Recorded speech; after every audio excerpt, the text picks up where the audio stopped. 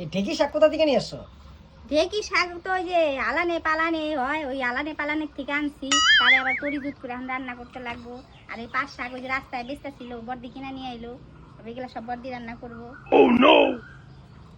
রান্না না কিভাবে রান্ধে পাঁচ শাক তাই জানি না। দিলাম ওই যে জলের মধ্যে পেঁয়াজ লঙ্কা সিদ্ধ দিয়া শাক দিয়ে ফোড়নে সম্বার দিয়ে দিবা। তাড়াতাড়ি খাও, রান্না হয়ে গেছে, খায় নাও। এত শর্টকাট মাইরো না। খাও খাও খাও। এই ঢেকি শাক কোথা থেকে নিয়ে আসছো? ঢেকি শাক তো ওই যে আলানে পালানে হয়, ওই আলানে পালানের থেকে আনছি। তারে আবার পরিজুত করে এখন রান্না করতে লাগবো। আর এই পাঁচ শাক ওই যে রাস্তায় বেচতে ছিল, বর্দি কিনা নিয়ে এলো। এগুলা সব বর্দি রান্না করবো। রান্না না কিভাবে রান্ধে পাঁচ শাক তাই জানি না। দিলাম ওই যে জলের মধ্যে পেঁয়াজ লঙ্কা সিদ্ধ দিয়া শাক দিয়ে ফোড়নে সম্বার দিয়ে দিবা। তাড়াতাড়ি খাও, রান্না হয়ে গেছে, খায় নাও। এত শর্টকাট মাইরো না। খাও খাও খাও। এই ঢেকি শাক কোথা থেকে নিয়ে আসছো? ঢেকি শাক তো ওই যে আলানে পালানে হয়, ওই আলানে পালানের থেকে আনছি। তারে আবার পরিজুত করে এখন রান্না করতে লাগবো।